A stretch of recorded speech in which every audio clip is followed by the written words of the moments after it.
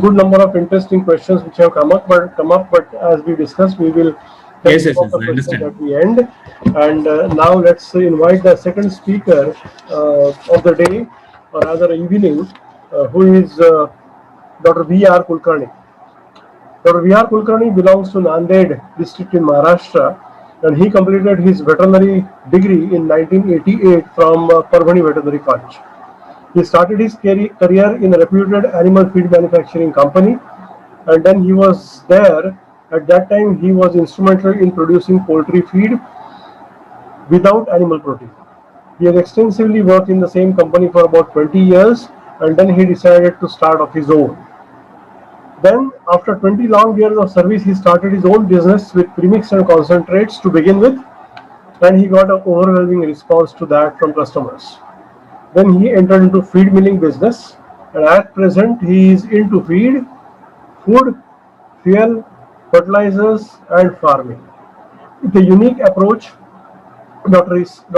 VRK has been awarded with the prestigious Scotch Order of Merit and Achievers Gold Award at Delhi for the revolutionary biogas project at his farm in Sangli. He is an ace nutritionist, remembers amino acid figures like numbers, always tries to innovate ways in formulations with unconventional raw materials. We call him as a walking calculator, and he is also producing poultry feed without HGPs. And now today we have invited him to talk about the raw material prices, especially soya, and he has the diets without soybean as well. That's what he shared with me. So welcome, Dr. V.R. Kulkarni, and we are eager to listen to your practical hints. And you can go for about 45 minutes or 50 minutes, not an issue at all. We can extend the seminar a little bit because it's becoming really very, very interesting. Over to Dr. Kulkarni, please. Good evening, all the participants. Thank you, Dr. Ranade sir, for your very high introduction about me. I'm very much pleasure and thanks all the VIP committee to speak on this special webinar on the current issues that have started in last 3 months. So exactly on the same day, 16th July in 1988, the same date today, I joined this feed milling and nutrition company. And then the challenge was to produce the feed with soybean meal and ignore the fish meal and groundnut diversity. Because soybean meal was cheaper, and India wanted to promote the soybean in India. And then the figures of the soybean seed production in those days was the least in all oil seeds. But today, the soybean seed is produced in India is the highest of all the oil seeds. That is what we are done with the veg diet. And the people were laughing at us whether this non-veg comedy at birds can eat the veg diet and lay the eggs and put the weight. So then after a few days of a few months, then the FCRs were about 2.5 for 1.5 kg body weight in 1988. And they used to take about 45 days to 48 days to gain 1.5 kg weight. But now the condition is reverse, exactly the reverse. We are calling about 1.5 FCR for 2.5 kg body weight. And today, all my VIP committee has told me to remove the soybean meal, whether we can remove the soybean meal from the product. That is exactly the different challenge as I got today after 33 years. That's the pleasure of this 16th July date. Then let us start with the presentation. So why these raw material prices are now? Because we are seeing raw material prices were very good. We have introduced the soybean meal in the diet to ignore some of the things, the bacterial, microbial load and all these things. Now we don't want soybean meal in the diet. So why this is so? So because what is happening in India, we are the agriculture community country growing, and our agricultural growth is 2 to 3%. And the poultry, if you see, the poultry is growing at 10 to 15%. And we need this 10 to 15% of the growth. We need more raw materials. And that is backed up by the agriculture. And if you see the agriculture growth of 2 to 3% in India, the major growth is coming from the poultry sector. That is what the figure says. So see the demand and the supply. Supply is less and the demand is more. And this is going to be a criteria. And other hand, the poultry people, the poultry industry everybody wants to be a very professional way, very performing, not profit oriented. It's okay, profit will come afterwards, but our bird should perform very well. But today we have changed the situation. As Manju decided, it is not the FCR, it is the performance. It is not the performance, it is the profit, what you earn. That is the day we have to discuss about today's crisis. And everybody wants to use the soya and the pure raw materials. Nobody wants to take the risk. And on the other alternatives, that is the fact. We are giving something more positive points or more weightage to the soybean meal. Actually, I think it is not required. We can have something else also. Then, if you see the soya statistics, in the last this one year, our requirement of the poultry industry was about 50 lakhs tons, okay, of soybean meal, and our seed production was about 115 to 120 lakhs tons, and if you see this one, we can get about 85 lakhs tons of seed for crushing. That means other 15 to 12, 30 lakhs tons are required for the human consumption and also for seed sowing for the next year. So from 85 lakhs tons of soya seed crushing, we can get about 62 to 64 lakhs tons. That means we have excess of soybean meal. Then from where this shortage has come, it is the unpredictable export. See, the Indian soybean meal prices, though we are higher high in rate, the export of 18 to 20 lakhs tons has occurred, and we are left with 6 to 8 lakh tons of shortage, creating the panic. So sooner or later, this panic or the soybean meal situation will not come to the normal. It will be overall over the years, it will go on increasing. So the same is the case with the corn. Corn today, we are very happy with the situation of 20 to 23 million tons of production. But as the growth of poultry industry goes up with the 10 to 15%, the corn is going to be in short. Today, we have replaced corn with bajra, then rice, some other grains, wheat also. And we are comfortable, or we can say we are slightly on the comfortable side as far as corn is concerned. But today or tomorrow, the corn is also going to create a problem. So let us be prepared and do some homework to avoid the panic situations in the future.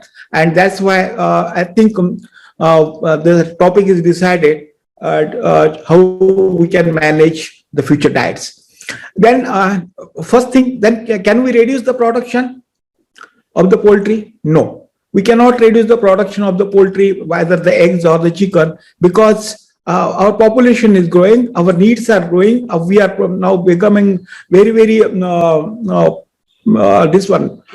protein conscious people, and we are increasing our protein levels to consumption also increasing. And it is in the need of the hour that we must have more and more protein in our diet, at least 1 gram per kg of body weight per day. So that is the requirement, and we have this opportunity to grow our industry. So we cannot stop our growth as far as poultry industry is concerned. Then can we go to the policymakers to increase the production of the soybean meal and the corn? Then again, the GMO and non-GMO problems will come. Area of cultivation is not in our hand. Depending on the prices that farmers is to get, the area of cultivation is decided. So they will take their own time. The policymakers will take their own time to decide on the right decisions. So we cannot depend on them for our future strategies. Then the other choice, to become sustainable, our industry to become sustainable, we must increase the chicken and the egg price. It will increase. It will increase on its own. You cannot change the pricing division. Otherwise, it will affect the consumption and the inflation and all these things. And on VIP ground, we are doing wonderful job of promotion of the chicken and eggs.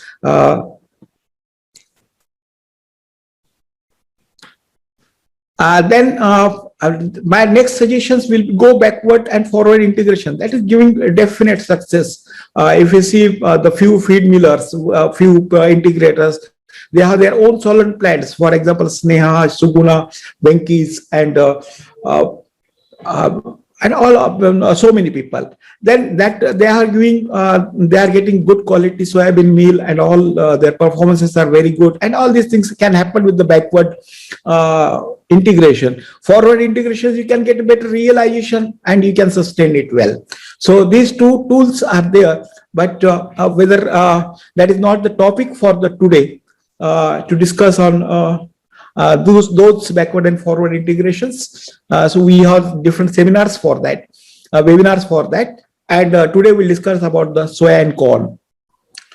Then can we modulate our formulations? Dr. Manju has spoken a lot of things about the formulations, formulations depending on different requirements, different area, different environment, and that all are working very well. I promise you that we are doing it from long time, but not the way the Jaffa is doing or the Manju is doing. So we have a lot of scope to improve on our formulations, and I think everybody should go for that and at least try to get it done one by one step by step, so that we can get more efficient and more oriented towards the profitability rather than the performance.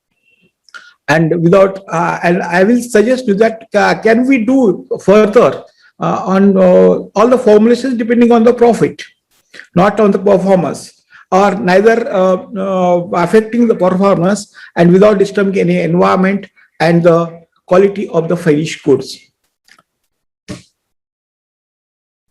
Then stage feeding, I think we have discussed stage feeding in last seminar at Lonavala get together. And that time we discussed in depth. Instead of 3 phases, if you go for the 6-stage feeding, what will be the performance and what will be the savings and how the quality of the product is going to increase. And if you go for, instead of 3 stages, 6 stages, it is quite possible when you say the soybean price has gone from 36 to 72, then 6-stage feeding is going to give, if you need to adapt some manpower, laboratory, pre-mixing plants and all these things, but ultimately it is going to give you the money. And as per today's calculation, each bird can save about 25 grams of soybean meal. And if you calculate our broiler requirement, only broiler, not the layer, we can save about 1 lakh tons of soybean meal by going into the 6-stage feeding. At least try from 3 to 4, 4 to 5, 5 to 6. So it is quite possible, and it is very interesting to see the bird's performance and the cost of production. And it is quite possible nowadays with this computerization, mechanization, the quantity and the quality required to the farming. So it's very important that if you go for the more and more number of stages, every day you are going to decrease the protein quantity, and every day you are increasing the energy. Energy is still cheaper than the protein as on today. If you replace the protein, you get the chance or the space in the formulations to reduce the oil content in the feed. That's why it can reduce your cost. And some 2 or 3 days can be saved with 6-stage feeding. Then the second option, what I put is the use lysine sulfate instead of lysine hydrochloride. So we have been using lysine hydrochloride for long time, and lysine sulfate is introduced in last decade. So it is we were doubtful about its performance and all these things, but now it is very clear that it performs the equal or better than the lysine hydrochloride, because it has got some extra amino acids along with the lysine, and then it requires the more quantity, and it can save about 5 to 6 grams of lysine, the soybean meal per bird, because we have to include 30% more of lysine sulfate with equal energy and protein that is having with the lysine hydrochloride and soybean meal. And this can save your feed cost by 70 to 100 rupees per ton.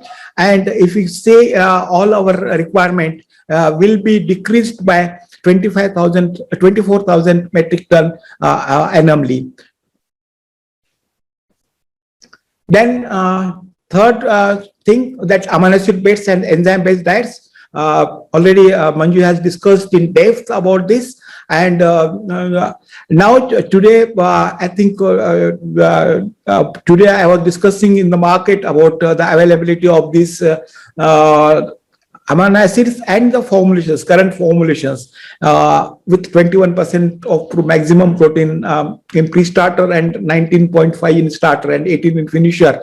This all amino acids comes in the formulations with the available rates in India. See, from lysine, methionine, cysteine, of course, methionine and cysteine is same. Then threonine, cysteine is not available right now. Threonine is available. Valine is also available at a comfortable price. Tryptophan and already included in the formulations. Arginine, and today I come to know that isoleucine is also available in India. And whether it takes in the price formulations or no, will come where to analyze it further.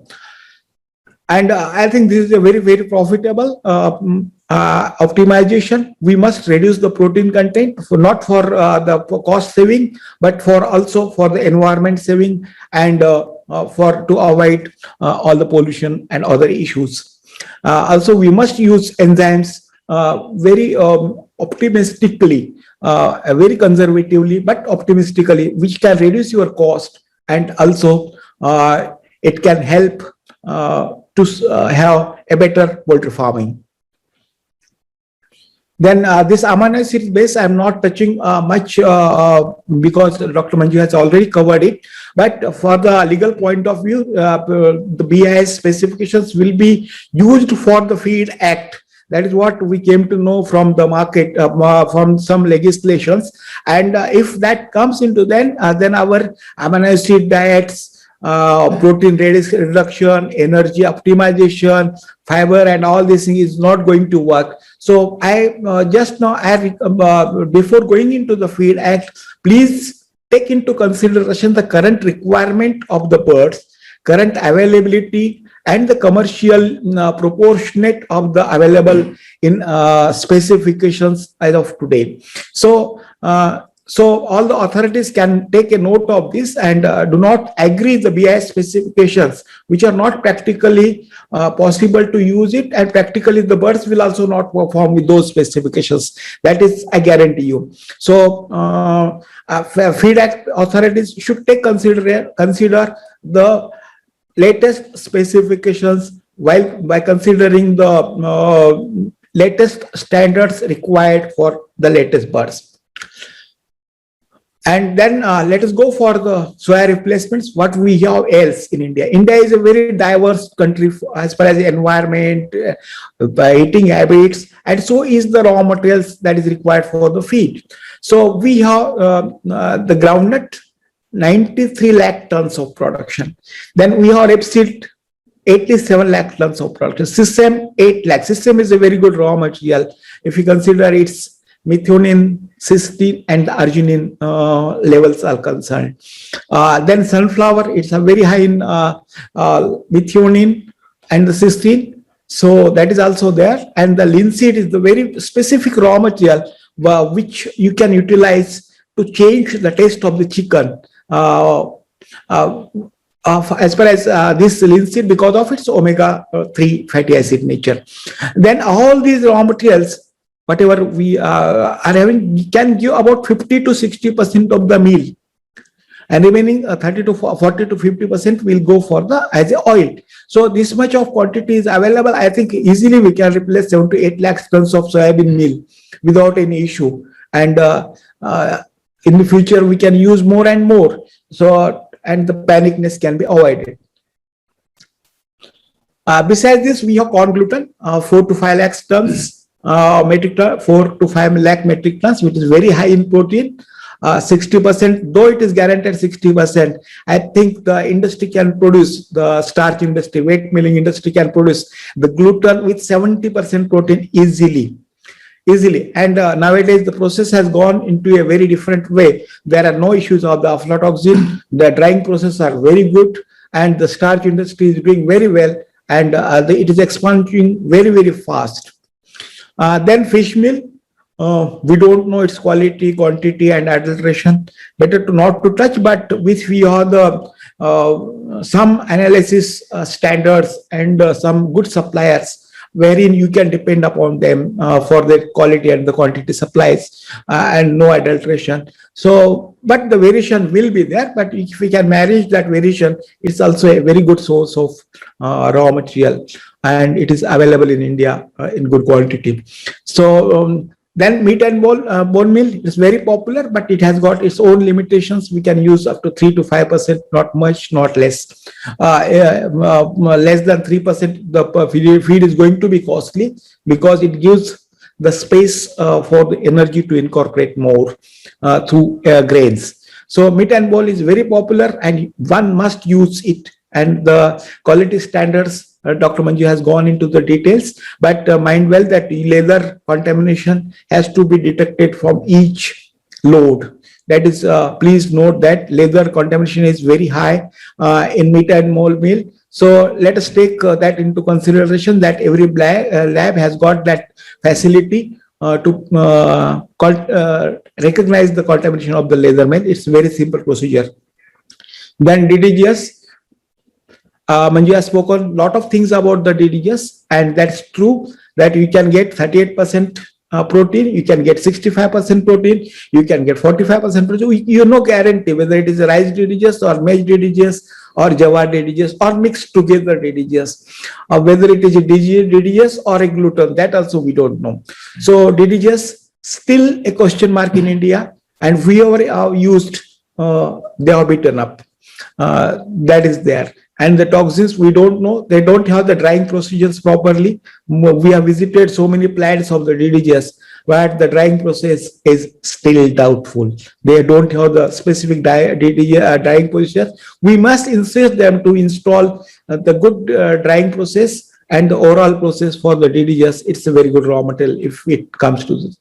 And another product from the wheat milling is the corn gluten feed. It can go easily in the layer diets, provided you control sulfur less than 1 ppm, and then it can go in the corn gluten feed, can go into the layer diet up to 4 to 5%, and it's very economical nowadays and have very good amino acid composition, just double than the corn, and with 20 to 21% protein also.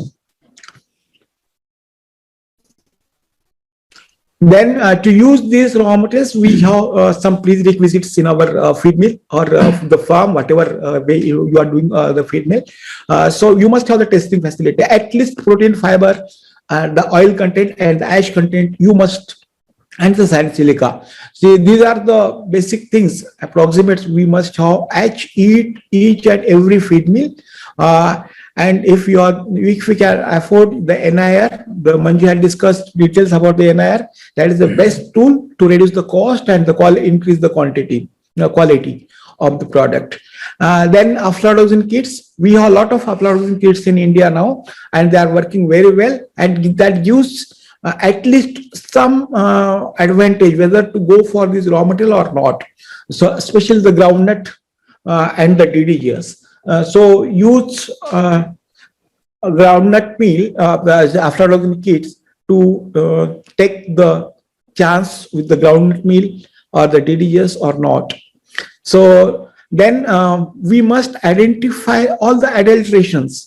That is because the prices of the raw materials are going up. As Manju said, every addition of any adulteration is going to safeguard or increase the profit of the supplier, but our birds will not perform normally, and it will be underperformed or will have a lot of issues as far as performance is concerned, and at the end of the day it will be a costly affair. So adulteration identification with these raw materials is very, very important. Purchase and rejection policy, Manju has gone to the depth about the purchase and rejection policy. The list cost formulations, the linear programs will give the ideas about the purchase idea, then future strategies, and whether rejections also, at what price it should be accepted, at what price it should be rejected, and the quality norms. All that has to be decided in the purchase order before purchasing the raw materials. That is what I will suggest to each and every people working in the poultry industry. Then I will go further that you can have a purchase contracts with the manufacturers directly, maybe at premium, but you will have a very good quality and a supply of uniform supply throughout the year. That will, I think, on a long-term basis, will pay off a lot.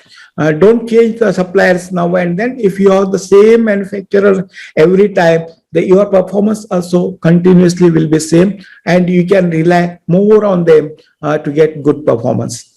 Then backward integration, I will go into the depth in the backward integration afterwards. Nowadays, we are having, we can have the expeller or extruder or solvent extractions even to safeguard ourselves from the adulteration, and it is not a much investment as far as our poultry industry and the big integrators and the big farming community is concerned, and it will give you a nice sleep as far as your right raw material and the right quality of the raw material is concerned. And you can work on inventory very well if you have your raw materials in your hand. Then we'll go into the difference about the process developments, how we can go backwards. Then we must have investments in R&D, and we must take some risks also, and by taking R&D trials and all these things. And then if your R&D is strong, you can save every year, because the bird's performance depends on the genetic makeup of the bird and the environment and the situation in a particular period. And so you must have the backward data about your performance of the feed. Then if you have the backward data about the performance of the birds with the current formulations or whatever the specifications you decide, so you can change accordingly. And that is, I think, it will give a lot of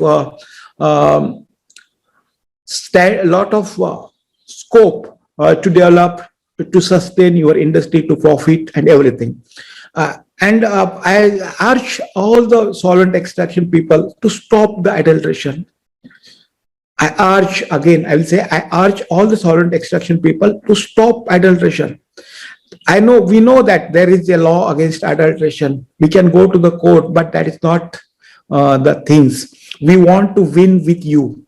Together we can win. That is what we say at Veterinary VIP platform. So mind well, if you are not going to stop this adulteration for your profit or whatever way, whatever you say, then we are going into the backward integrations very, very fast, very, very fast. And the poultry industry has enough efficiencies and the people, we can run the things that what we are doing very well. And we can also run the very well. These are the aflatoxin kits available in the market, which can give the results very fast. Then I will go into the details of the processing techniques, which can improve our quality of the product to help us in replacement of soya and the grains. So number one, if you go back into the lab, so Manju has spoken a lot of things about the labs, and we have almost all the people, the at least proximate analysis labs in our lab, in our industry. So what I say, we go in the labs and do the solvent extraction. That means de-oiling in the labs. Okay. Then first you analyze the rice polish. Rice polish has got about 12 to 13% protein and fiber of 6 to 6.5, and ash 9%, and sand silica of 1.5. And if you see the DORB available in the market is having about 15% protein and fiber about 14 minimum, and ash 12%, and sand silica more than 5%. Whether it is not there in the seed, in the raw material, how this sand silica is coming in the DORB. Then just understand. And if you produce the DORB in the lab, after deoiling, if you test it again, the residue, you will get about 18.5% protein, 7% fiber maximum, ash 11%, and sand silica 1.75%. And all nutritionists will agree that 18.5% DORB at a very good price can be included up to 50% in the layer diet. Well, that is, your soya has gone out, and the corn is also reduced. And see the picture, how it looks with 18.5% protein DORB. So this is available, and we have done it commercially in our lab and also in the solvent extraction plant. So this is quite possible, and it is commercially possible to have good DORB in from solvent extraction plant. If the solvent extraction people are ready to give this formulation, we can give the premium also. But if they are not going to do it, then we have to do it.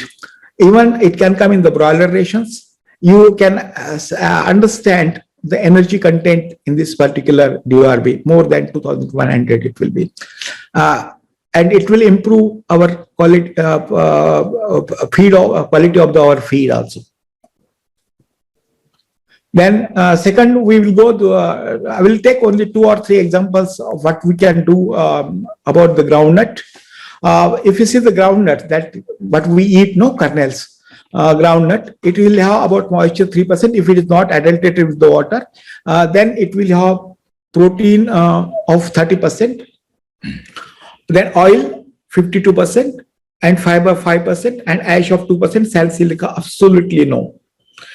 Then what we have, groundnut DOC or the groundnut meal available in the market, the best quality groundnut meal available in the market, we have about 8% of moisture if it is not added with the water. Then protein about 44%, oil 1% or less than that, and fiber 10 to 12%, or even 14% sometimes, and ash 4%, and sand silica about 2.5%. And if we do the same things in the lab, you will get about 3 to 4% of moisture. That will depend on how much moisture is there in the seed. Then protein 54%. Just imagine 54% groundnut DOC protein, and oil about 2.5%. It will depend on how much time you are given for its extraction in the sock cell. Then crude fiber about 7%, and the total ash 4%. If we check this for aflatoxin, it will not have the aflatoxin, because the fiber content is very, very low. That fiber coming in groundnut DOC in the market is coming from the shell, which is contaminated with the toxins. Then we can get GN cake in the market, which is called Expeller Organi, with 6.58% of moisture. That is what we analyzed it. It may be 6 to 7 or maybe less than that, and 55% protein and 7% oil. That kind of variety is available in India. If you see the white groundnut, normally I think it is called gungru in Marathi, the white type of groundnuts. That will give the fantastic results in the ration when we use in the poultry rations also. So it is how this looks. If you see the powder when you prepare in the lab, it looks like a white creamy powder. Taste, it's fantastic. If you just go in the lab and check it after whatever the remains behind after deoiling the groundnut extraction also. So it is definitely a very good taste. The birds will like it. Basically the groundnut cake, I like it because of its arginine content. The arginine content is very, very difficult for our formulations to make corn, soya, MBM diet, if it is there, or corn, soya, MBM and gluten diet. To make the arginine, it's very difficult to adjust to 105% of lysine. So with the groundnut cake, I think it is quite possible. And it's a very good raw material. The selection has to be very specific. And if you see the today's price, there is a difference of 22,000 rupees per metric ton between soya and groundnut cake. And energy wise, groundnut cake will have more energy because it has got 7% of oil, 6 to 7% of oil against no oil in the soybean meal. Besides this, the taste and if you see the anti-nutritional factors in the groundnut are very, very less as compared to the soybean meal. These are the types of oil mills what we can install in our farms or the feed mills, and it's not much investment, but you will be assured with the quality control, and within a year or so, if you have got the 100 metric ton plant of feed mill, it will pay off. That same is the case with the sunflower meal. Sunflower meal, what we have seen in the market is neither dehulled. Sometimes the hulls have been added extra. That is what we see in the market. Again, we'll go with the seed. Sunflower seed, the moisture is 2 to 3%, protein 22%, oil 33%, fiber 26%, ash 3%, and silica 0.5%. If you go for the dehulled sunflower seed, sorry, it should be seed. It will have about 2.5% moisture and 27% protein, 48% of oil, and fiber of 4.5 because it is dehulled, and ash about 1.5%. Sunflower DOC, what we get in the market, will have about 8% moisture, protein about 28%, and fiber 24%, ash 2.5 and 1.5 sand silica, and we don't know from where it is coming. Then we have a lot of ochroroxin and all from the Eucerin sunflower DOC that everybody has faced this one. Then if you go in the lab, dehulled the sunflower seed and produce the extraction, or after solvent extraction, or you can say Sox Health method, you're surprised to get that 2.5% of moisture, 58% of protein. 58% of protein from soybean sunflower meal will be very, very, very high in methionine and the cysteine content. Total sulfur amino acid content. We may not require to add DL methionine, whatever you say methionine, in the diet more than 1.5 kg for its maximum inclusion of 0.5%. So there will be a lot of saving on this one, and this method of dehulling and making it sunflower is quite economical, and it is practically possible. This is how the sunflower deoil cake, if you make dehulled sunflower seed, it look like, and it's quite economical to use and to do things. Wait, we have got one video over here. Whether we just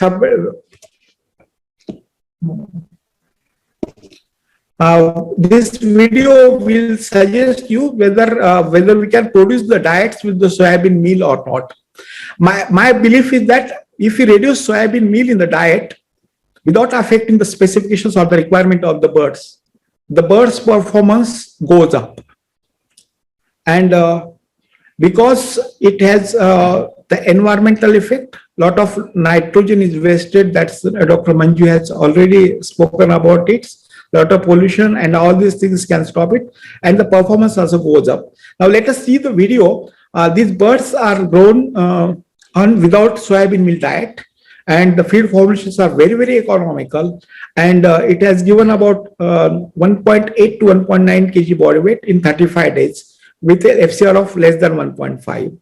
Let us see this video, and observe the litter condition and observe the foot pad lesions and the hog joint necrotic lesions.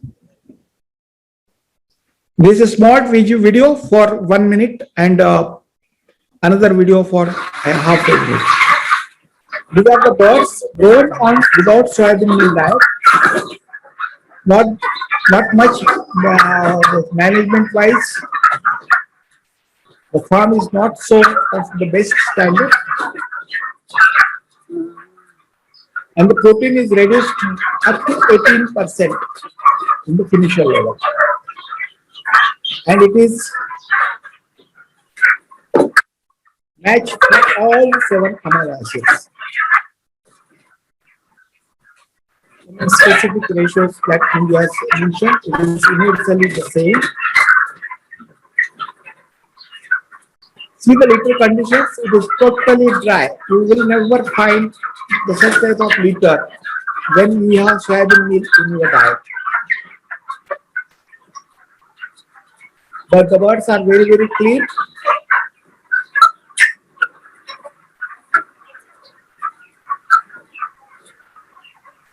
There is neither more figuring nor less figuring.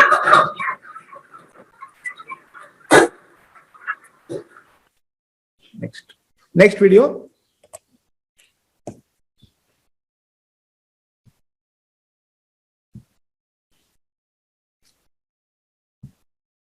This video is taken to show the foot pad lesions and the hog joint necrosis lesions. There are absolutely none. So this will have importance when we go for the processing and the export of chicken in future. See the litter conditions, it's very, very dry. Thank you very much for your patience.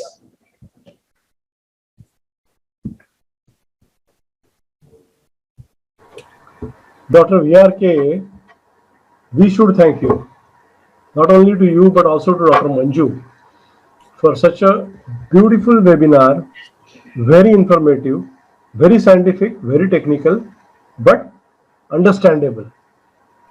Dr. Manju gave insights about whatever is happening around in the commercial sector, and Dr. VRK gave the practical inputs. I remember my school days, or rather college days, when we were students, we were not knowing what is soybean. In 1980-81, we never used to think about soybean because it was not available, it was not there.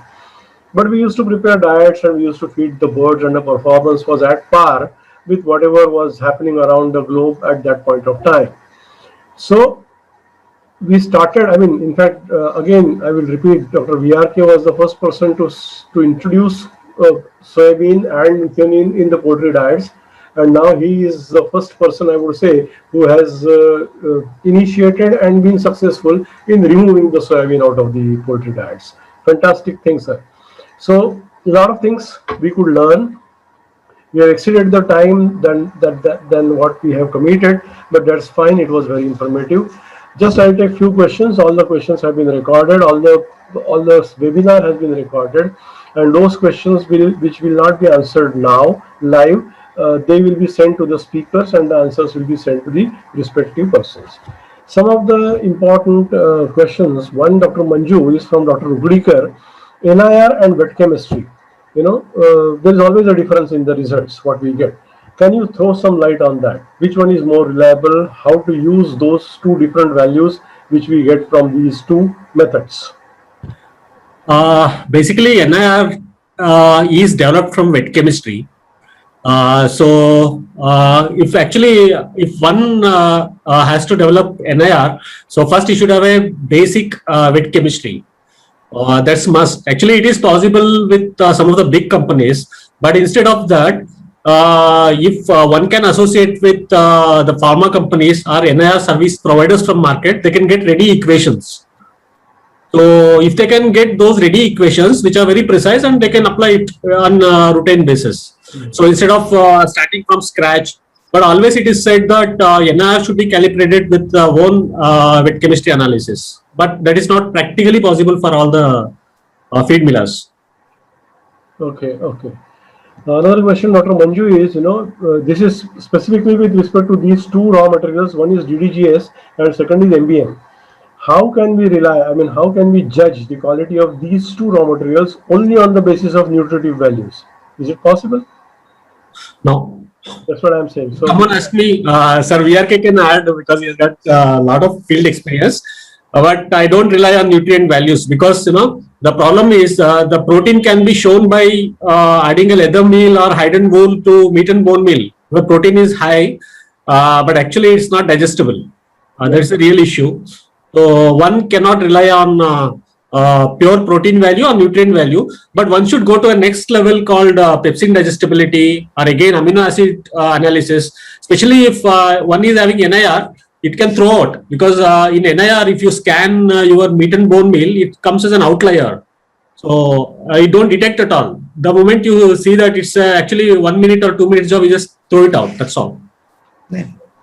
you also mentioned about a lot of adulterants being used, and Dr. VRK also mentioned about adulterants, leather or water, right from basic simple water, everything is being used as adulterants. You also said about some glass pieces and all, right? But what about the urea water? I mean, some of the adulterants are very difficult to, detect. So what can we do about that? There are urea adulteration tests. One can detect urea adulteration test. If someone needs information, I can share with them. There are clearly urea adulteration tests which can practically be run. Actually, in fact, we are doing it from past, ever since this soya crisis started, we have regularized the process of urea adulteration. So it's possible and we can detect. I think urea adulteration test or the NPN has to be done for every meal. Yeah. Every meal. Yes. NPN analysis that gives the urea adulteration, basically, that is to be done for every meal in each and every lab. So it's not possible to increase the protein of soybean meal with 50% protein and 6% fiber. That's what Manju said. So that's true. And you cannot get a 70%, 72% of meat and bone meal. 72%, I've seen 72% protein in the meat and bone meal. It's not possible. Some of the things we have to correlate all the proximates together, then go for the NPN analysis. And of course, the experience of the quality control man is much needed here. So, so physical structure is different, taste is different, your smell is different for each of the raw material. And that's what I suggested, that go for only one source. And maybe contract or maybe whatever way it's possible, try to minimize the variations in our diet. Yeah, this question particularly to Dr. VRK. Now, you have been successful in preparing the feed without soya at all. So, there is one question which says, can we go without maize by using bajra or by rice and the rice byproducts? Can we go without maize as well? I think we have done it last 3 years back without maize the feed. By using the wheat, jawar and bajra, it's quite possible. It's not the impossible task. That maize is no ingredient as such, I think, is a must for the birds.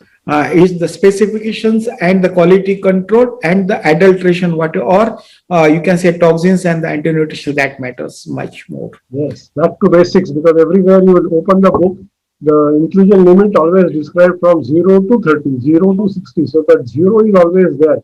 So you can do without any of the raw material in your formulations if you really are keen about it.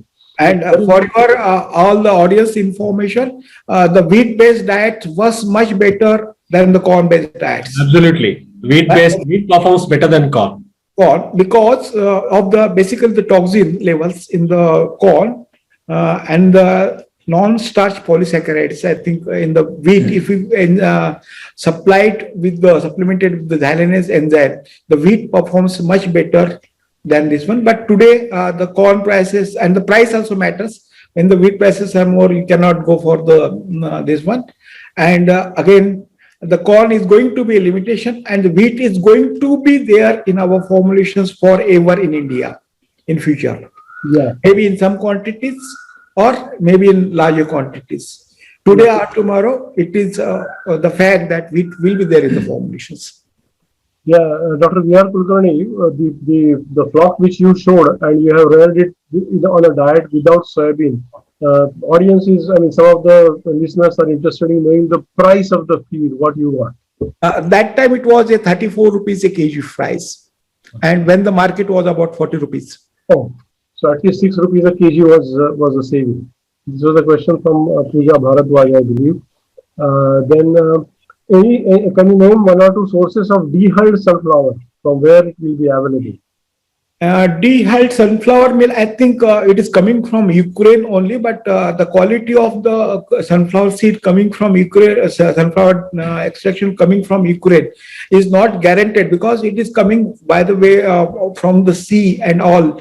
Lot of moisture is being, I think, absorbed on the way in the shipyards, and that is creating a lot of ochratoxin issues. But the sunflower meal, we have tried in some long back.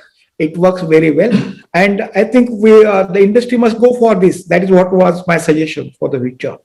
Yeah, that's good. Now, one question, one aspect which Dr. Manju touched was about the microbial load, right? So, two things. Number one, which of the unconventional raw materials you feel that will have more of the microbial load problems? Number one, and the second question related to that is, how frequently we need to clean, sanitize, or disinfect our feed mills in case we are using those raw materials. Sir, specifically, animal protein sources are prone for microbial infection, but no raw material is an exception for microbial load, because based on our experience, we have tested plenty of samples across the year, like for Salmonella, E. coli, Clostridium, name microbes we have tested. And actually it's understood that microbial analysis is a time-consuming process, and one need to have, as VRK sir said, you need to tie up with one particular supplier and you know him better. So instead of hovering around and roaming around across entire supply group, it creates a problem. So you know your supplier and you educate him and you train him and you get the material from him. That's the way. But as said, no raw material is an exception. We have seen Salmonella in soya also. Yeah, it's we have seen Salmonella. That's unbelievable. Fantastic. We have extended our session by half an hour. It's sorry. It's all because of me. No. Don't bother about that, Dr. Manju. It was very meaningful and required. And of course, Dr. VRK's practical touches were extremely good. It was a fantastic webinar, I believe. A lot of things. I mean, we have started getting the messages on the groups that okay, the flocks are performing better on wheat-based diets than the corn-based diets. Atul Rajput has said it was a new thing for me. So people are getting a lot of takeaway messages through these webinars, and exactly that is what is expected. In fact, today in the webinar we have almost touched all aspects, right from technological advances with respect to NIR, se leke basics में what we need to do. So right from basics to the ultra modern technologies available in the country or around the globe have been discussed.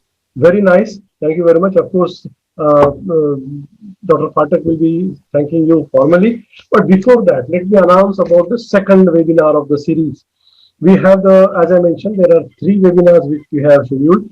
And just to initiate your interest, the second webinar is going to be about modulating immunity for healthy chickens. Today we discuss something about modulating the feed prices. Next time we are going to talk about modulating the immunity for healthy chickens.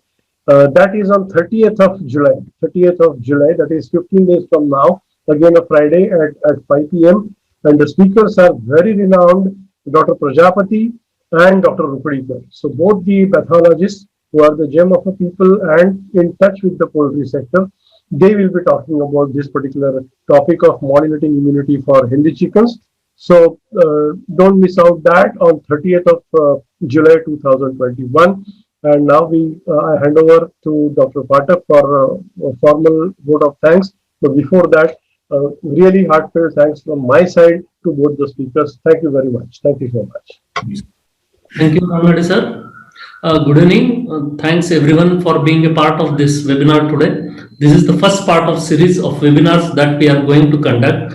I admire all members for overwhelming response. This response reminds me of last series of successful webinars. It's another feather in cap for vets in poultry. I thank the Vetsin Poultry President Dr. Ajay Deshpande, Vice President Dr. V.R. Kulkarni, Secretary Dr. Santosh Hire, Treasurer Dr. Prasad Kulkarni, and Management Committee for organizing it. I especially thank Dr. Jivan for his best technical backup for smooth running of the series of webinar. I take this privilege to thank both the speakers, Dr. VRK and Dr. Manju, for their interesting presentation despite of short notice.